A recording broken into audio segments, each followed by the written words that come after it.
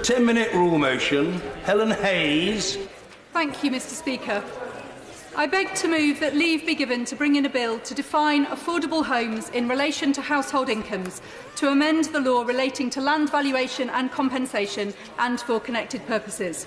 Our post-war planning system is a framework for managing change in our towns and cities, ensuring that new development meets the needs of local communities, for brokering and mitigating the gap between individual private interests and collective community needs, and for redistributing the scarce resource of land. Local plans safeguard land for particular purposes, including housing, employment, education and community uses. Our heritage protection regime and national parks protect the buildings and landscapes which communities value. Planning policies seek to ensure that affordable housing is delivered and that across many dimensions of design, from building height to energy performance standards, new buildings take due account of their surrounding community and wider environment. Yet our current planning system, deregulated and modified in recent years, too often fails to deliver against either the promises it makes or the real and pressing needs of local communities. In a wider political environment characterised by a lack of trust in politics, our planning system is part of the problem. Every time a new housing scheme is delivered, in which even the affordable homes are far out of reach of local people in housing need, every time a new building starts to look shabby after just a short time, every time planning permission is granted but nothing happens on the site for years, trust is eroded a little bit more. It's time to restore a vision of planning as the key to delivering the needs of local communities while also safeguarding their interests for future generations. And it's time for planning to step up and play its full part in helping to restore trust in democratic processes. We need an agenda for reform, and I want to set out today, Mr. Speaker, two aspects: reform of the definition of affordable housing and the rules around land values and viability, which can make an immediate difference. My bill, the Planning, Affordable Housing and Land Compensation Bill, which is supported by Shelter and the Town and Country Planning Association, seeks to reform our planning system to deliver the fair outcomes communities desperately need to see and to accelerate the delivery of genuinely affordable social housing. The housing crisis is the single biggest practical issue facing communities across the whole country. The critical challenge for our planning system is to deliver the genuinely affordable social homes which are urgently needed in so many places. But there are some major problems at present which limit the effectiveness of our planning system and work in favour of landowners against the interests of communities. Too many of the current mechanisms designed to deliver fair outcomes from the planning and development process essentially amount to shutting the door after the horse has bolted.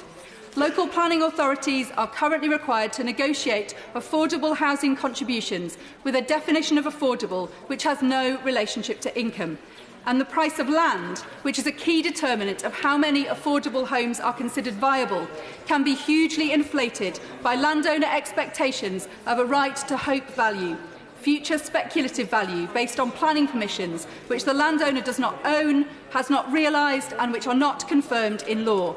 Our planning system is in need of major reform. The government's definition of affordable housing includes homes to buy at up to £450,000 and homes to rent at up to 80% of market rent. I support the delivery of affordable entry-level homes to buy, as does the Labour Party. And although I believe there are ways to deliver these homes which are more effective and better value for money than the current Help to Buy scheme, my bill does not cover homes for sale. It addresses the definition of affordable homes to rent. While market rents vary across the country, Westminster Council warned in 2013 that 80% of market rent would require a household income of more than £100,000 to sustain a tenancy on a three-bedroomed home, while a two-bedroom home in Southwark in the same year would require £44,000, more than double average household income in the borough. The role of affordable housing has always been to meet the needs of those who can't afford to rent or buy housing in the private market. Yet the current definition has completely broken the ability of the planning system to deliver sufficiently for those in the greatest housing need. The figures bear this out. Over the past 10 years, the number of social homes built each year has fallen from around 30,000 to 6,400. At the same time, the number of so-called affordable homes at up to 80% of market rent has increased to 47,000. With 1.2 million families on the waiting list for social housing, there is no justification for a policy which fails to deliver homes which are affordable to households with low incomes. My bill re-establishes the link between the definition of affordable and income, replacing the current definition of up to 80% of market price with a definition of no more than 35% of net household income for lowest quartile income groups in each local authority area. Just as important as the definition of affordable homes is the cost of the land on which they are built. Despite reforms introduced last year which were welcomed, our planning system still affords landowners the right to the future value of development rights or planning permission which are granted and in the gift of the planning authority. This so-called hope value dramatically inflates the cost of land. Inflated land prices make it much more difficult for councils to buy land to deliver social housing. In a recent example in South London, a site with an existing use value of £5 million was put on the market at £25 million on the assumption that it could be developed for housing, and later withdrawn from the market on the expectation that the value would rise even further, setting back the delivery of any housing at all on that site by years and making it almost impossible to deliver affordable housing, even at the current broken definition. This inflation of value places sites far beyond the reach of councils and housing associations, or requires a very significant quantum of private homes to be built to cover the costs, homes which either push up density to levels which are not acceptable to the surrounding community, or are built at the expense of genuinely affordable homes.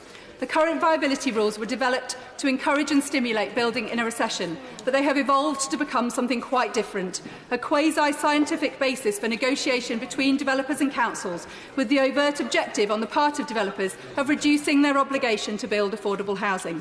The current system enables this to happen, as viability arguments can justify an appeal against refusal, and cash-strapped councils are reluctant to risk having to pay the applicant's appeal costs if they lose. These negotiations are often not between equals, as councils struggle to resource the expertise they need to interrogate developers' figures, and they slow down planning, often taking years to resolve, creating great uncertainty and frustration. It is vital that our planning system provides certainty and transparency and puts an end to speculation on land values, which prevent land from being used to deliver new homes. While landowners should receive fair compensation coded in law, they shouldn't be entitled to speculative value which does not arise from any action or effort on their part. My bill creates a new requirement in planning law that local planning authorities have a duty to include policy in their local plans to capture betterment values where they arise, formally establishing a legal duty of the planning system to capture land value to be used for the benefit of communities, and creating a strong justification for councils to argue for the resources they need to engage in viability discussions on equal terms with applicants. Finally, my bill seeks to specify in law the key factors used for viability testing in relation to planning decisions, including placing explicit limitations on the expectations of developer profit and land values for compulsory purchase, providing greater certainty and transparency for both landowners and communities. Specifically, Mr Speaker, my bill would amend Section 19 of the 2004 Planning and Compulsory Purchase Act as amended, and add to it a statutory definition of an affordable home for the purpose of all planning decisions. Make further changes to sections 14 to 16 of the Land Compensation Act 1961 as amended, and introduce a new statutory definition of the key factors used for viability testing in relation to planning decisions. In the context of a national housing crisis, our planning system must be able to deliver the genuinely affordable homes communities need. More than this, communities must be able to trust that it will do so, and that the promises made both in local plans and planning applications will not be watered down later on grounds of viability. My bill will reform our planning system to place community need at the heart of it and increase the speed and quantum of affordable housing delivery to address the housing crisis. I am grateful to members from across the House who have indicated their support for this bill, and I commend it to the House. Order. The question is that the honourable member have leave to bring in the bill. As many as are of that opinion say aye. Aye. Of the contrary, no. I think the ayes have it. The ayes have it. Who will prepare and bring in the bill?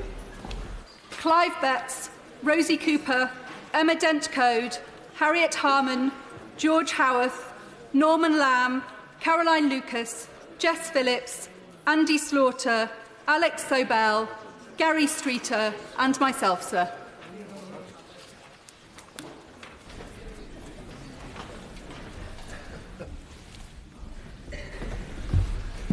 Helen Hayes.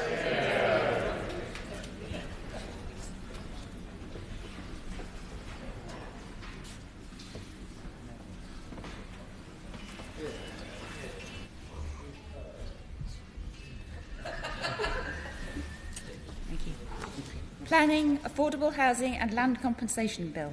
Second reading what day? 22nd of March, sir. 22nd of March 2019. Thank you. Order.